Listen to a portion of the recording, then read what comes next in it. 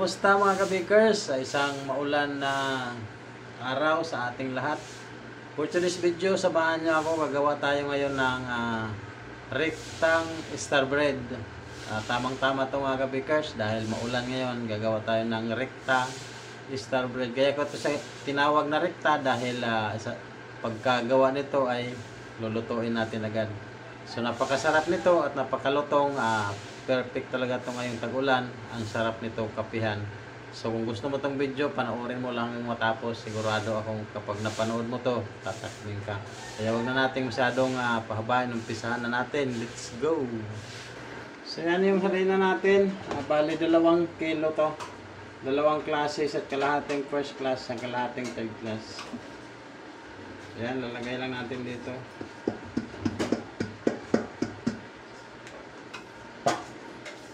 Tapos butasan lang natin sa gitna. Sukal natin 400 grams. Ang gamit ko dito ng asukal is light brown. Pwede kayo gumamit ng wash or white. Kung mapansin nyo, meron tayong tinapay sa gilid. Kasi nagagawa tayong tinapay. Siningit lang natin to kasi matagal na tayong hindi nakakapag-upload. So ayan, ang isusunod naman natin dito ay yung mga ating pampalasa. Kutsarang baking powder, Calumet brand ng ating baking. Asin, 30 grams.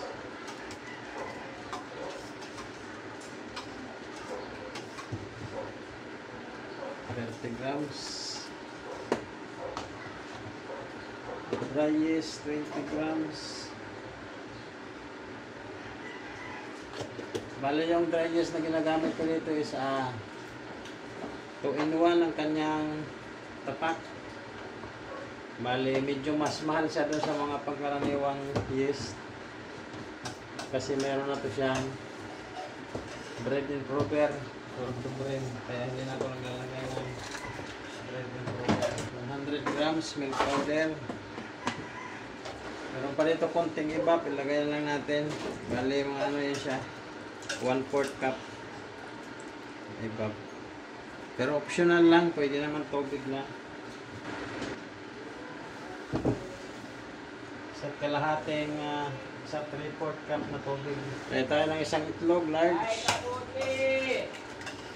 Ayan. Lagay tayo ng tubig sa kalahating cup. Ang katumbas ng cup nito ay isang lata ng iwap.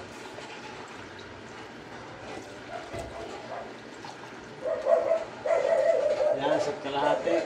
Tunawin natin yung ating asukal. Pati yung ibang mga ingredients na nilagay natin. Lagay tayo ng egg yellow na food color, mga 1/8 tablespoon. Optional lang.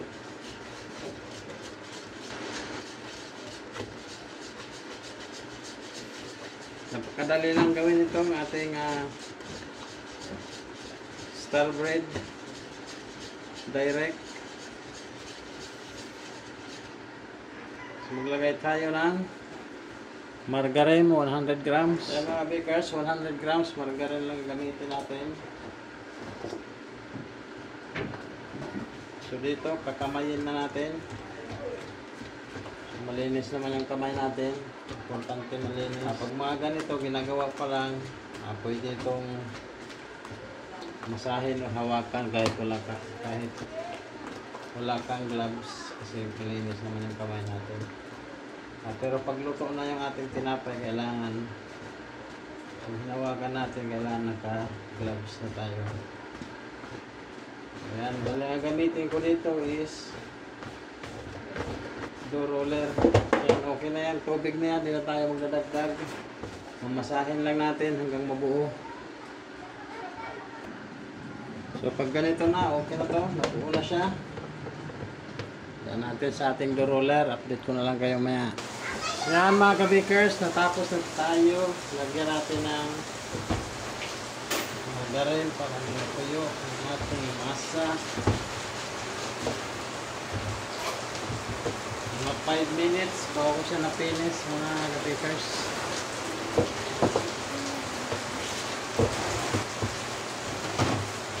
Natin 100 grams mga kabakers. Medyo lumalaban.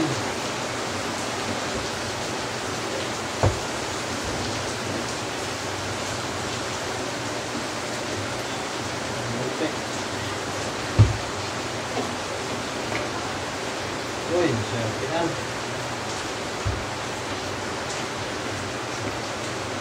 Uy, naswerte yan. Continue lang natin hanggang matapos. So yan mga bakers, nagaputol ako ng 40 piraso. So, let's go there. Let's go there.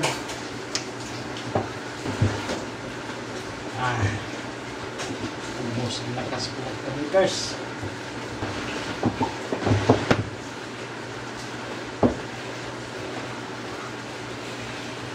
Grabe. Kaya natin lang natin 20 piraso yung star bread. Ito naman ay pinagong. Ito lang mga lugar sa doon ng pinagong.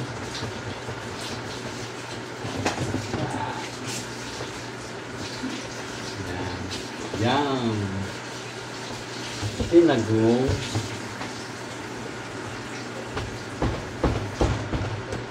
Tapos yan. Sige na. Pinagong.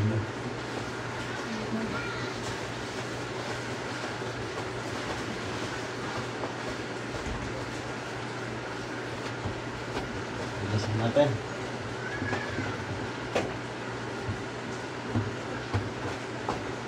Ba't ako nahilo kumain na ako ng kanin?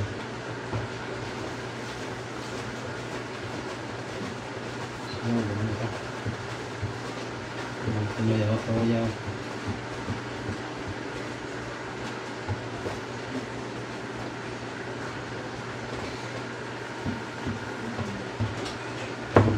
Tumayaw kumain ng kanin. So, tapos na tayo. Lipat natin sa ating tray. Parang salang na ini. Yan.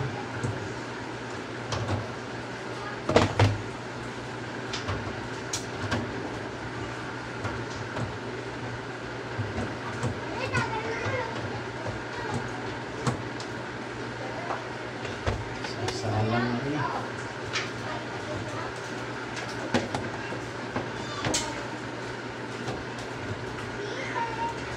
Diretso lang ini pagsalang.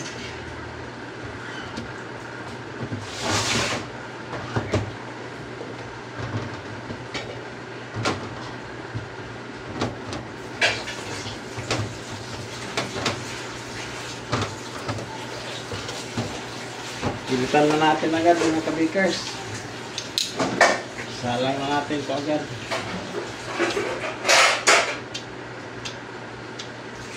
Yan, tapos tatlo pag ganun.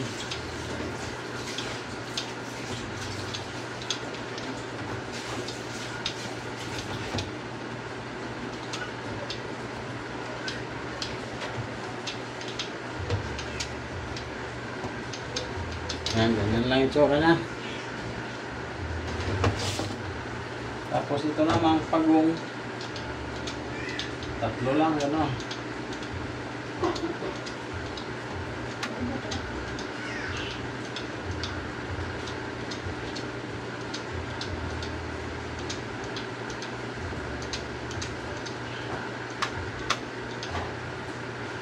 Yan, ganyan lang pag-iwang sa pagong mga kabakers.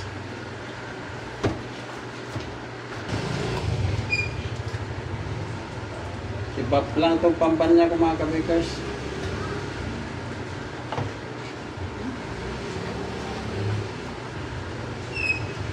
Bukahin natin para ano, yung asukal pasok sa loob.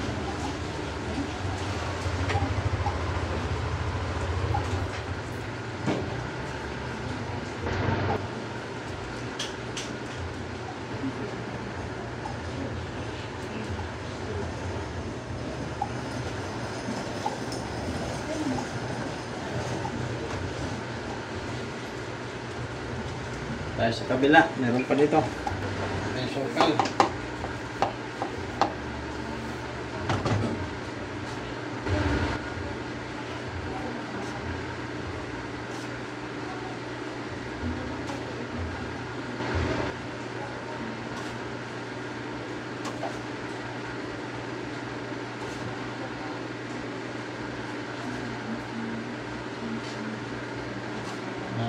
arte-arte ito. Salang na agad to.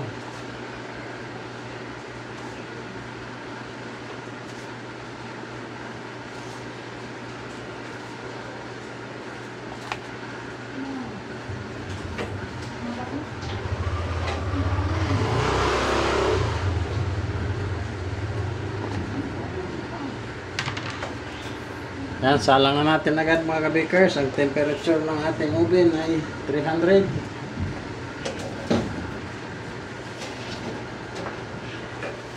Salang na agad, salang.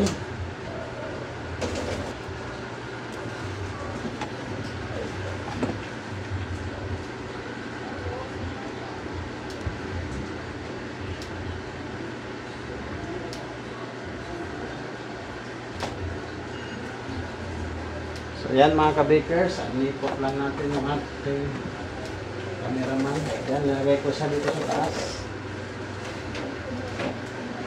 So dito na lang kayo kung ilang minutes siya maluluto. So yan mga kabakers, hanguin na natin.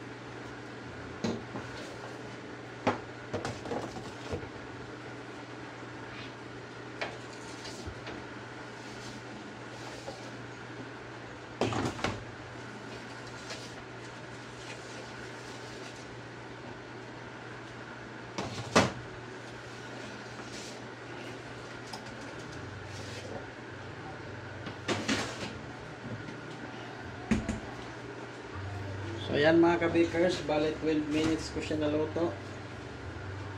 So tingnan natin, baba natin yung ating. So ito na mga kabakers, oh. Ayan, kanyang itsura. Ano ba, napakasarap nito, napakalutong. Siksik yung laman. 10 bintahan ko nito, pwede nyo ito ibinta hanggang 12 pesos.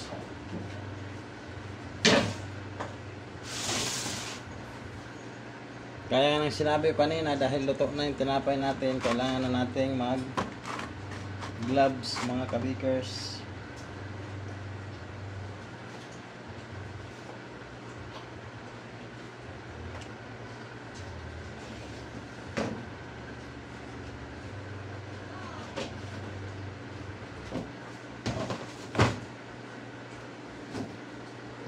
Ito naman yung ating pinagong, oh. Yan yung kanyang outcome, di ba? Napakaganda. Perfect siya pang. Yan, napakasarap talaga nito mga kabakers.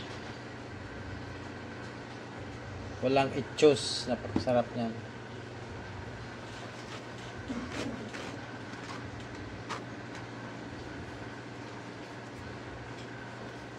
Oh my God!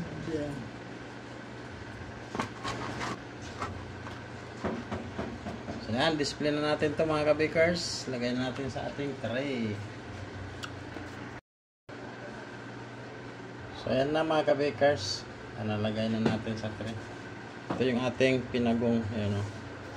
Ito yung ating star bread. So, binta na natin mga kabakers. So hanggang dito na lang mga kabakers. Maraming salamat. Kung nagustuhan nyo itong video, huwag nyo magkalimutan like and share, subscribe na din para updated pa kayo sa mga video natin na gagawin. Dito na yung finished product. Hanggang dito na lang. Sana nakatulong sa iyo itong video na to. Hanggang dito na lang. Bye bye.